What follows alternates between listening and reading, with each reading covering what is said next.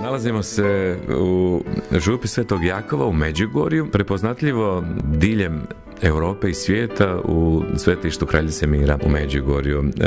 U razgovoru smo sa župnikom ove župe, fra Marinkom Šakotom. Fra Marinko, hvala vam lijepa što ste našli vremena za naš Terako News u vašem prenatrpanom orariju da nam evo podijelite nekoliko zanimljivih riječi. Hvala vama što ste došli i što možemo prenijeti neke stvari ovdje vezane uz Međugorje.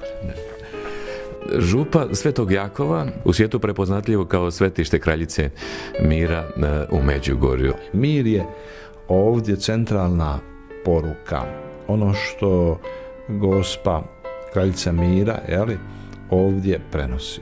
To je ono što čini Međugorje prepoznatljivim. Dakle, ukazanje Kraljice Mira, Gospe, koja se nazvala Kraljica Mira, ukazala se najprije 24.6.81. godine, 6 djece iz mjesta Bjakovići, župa Međugorje, su je vidjeli izdaljega i pobjegli su. Dakle, to je bio prvi dan. 25.6.81. oni su se prvi put s njom susreli jer ih je pozvala. Dakle, radi se o 14-15 godina djeci tada, danas su to odrasli ljudi. Najmlađi Jakov imao 10 godina, ja sam osobno imao 13 godina tada.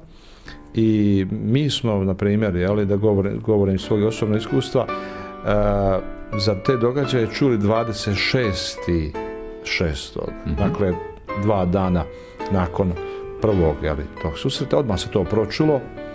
I ja sam osobno već 27.6. bio na brdu ukazanja s drugima, malo dijete, provukao sam se tako da sam bio 2 metra ispred vidjelaca, dakle ispred svojih školskih kolega.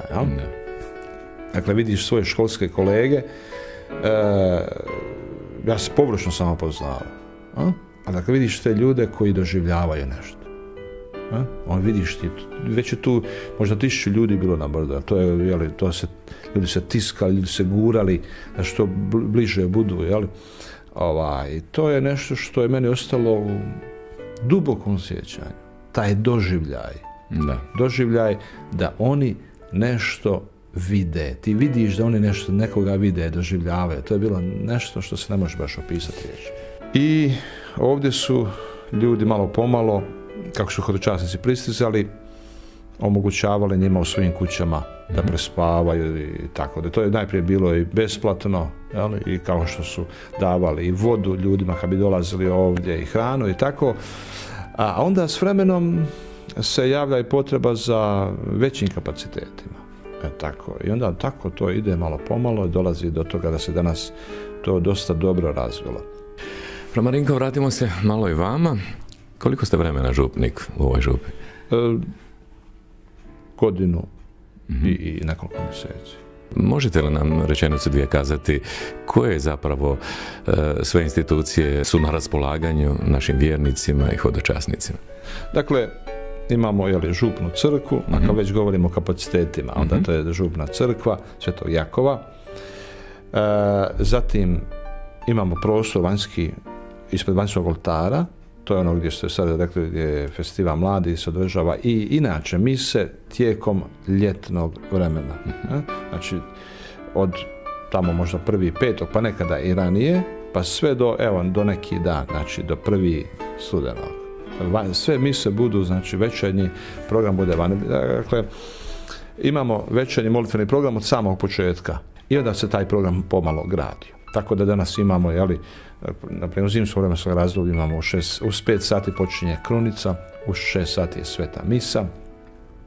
Nakon mise imamo isto tako još molitvu za zdravlje duše i tijela, krunica slavnih otajstava, imamo klanjanje Isusu presvetom otačkom sakramentu, utorkom, četvrtkom i subotom. Isto tako molitva pred križem, petkom nakon svete mise.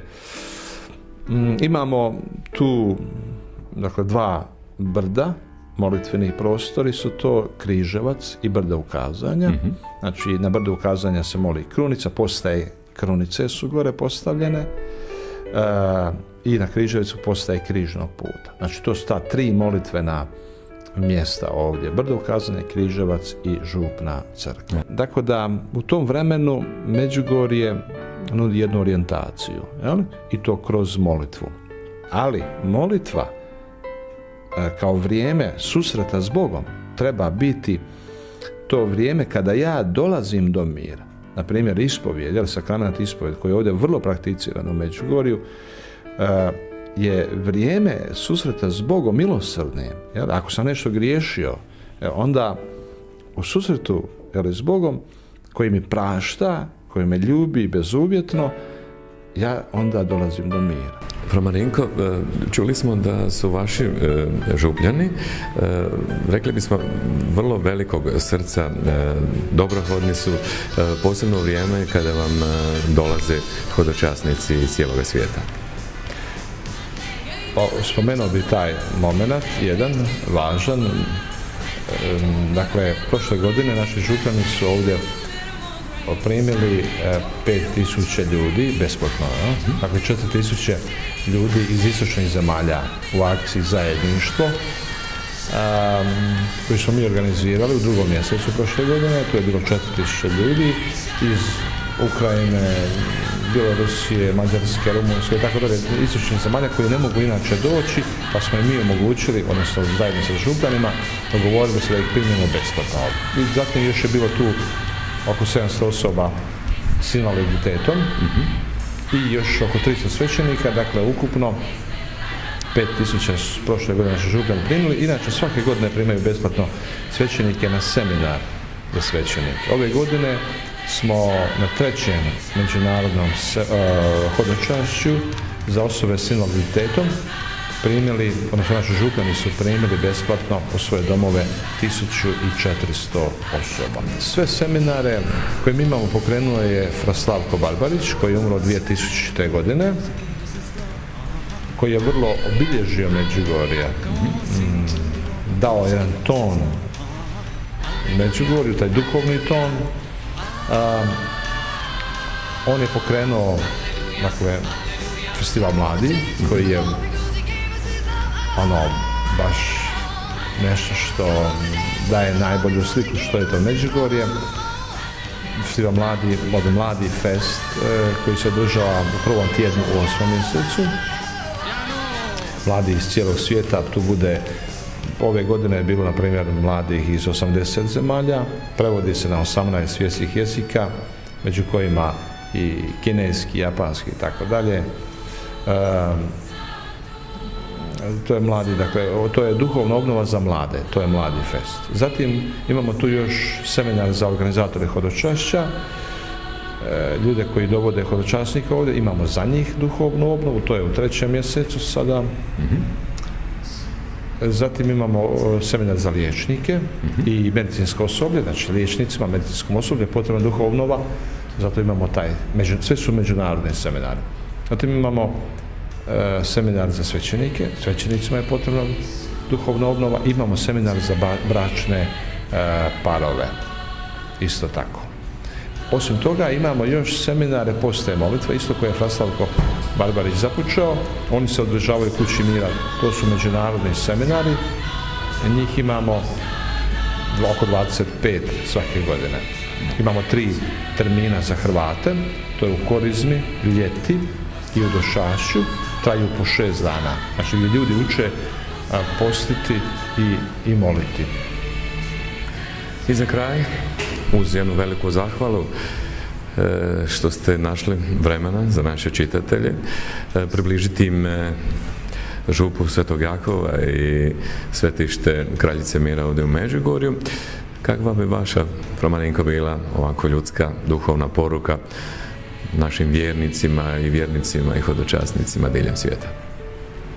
Mislim da je važno ovo, da čovjek povjeruje da može, ako krene s Bogom.